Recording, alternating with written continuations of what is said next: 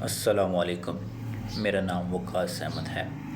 ابن عمر حضور اقدس صلی اللہ علیہ وسلم کا ارشاد نقل کرتے ہیں کہ تین ایسے آدمی ہیں ناظرین جن کو قیامت کا خوف نہ ہوگا اور نہ ان کو حساب دینا پڑے گا۔ سب سے پہلا یعنی کہ وہ لکھتے ہیں کہ اتنی مخلوق میں اپنے حساب کتاب سے فارغ ہوں کہ وہ مشت کی ٹیلوں پر تفرہی یعنی کہ گھوم پھر رہے ہوں گے۔ پہلا شخص وہ جسے نے اللہ کے واسطے قرآن شریف پڑھا، یعنی کہ قرآن کی فضیلت کے بارے میں دیکھ لیں کتنی بڑی سعادت آتی ہے۔ اور دوسرا امامت اس طرح کی کہ پیچھے نماز پڑھنے والے اس سے راضی ہے۔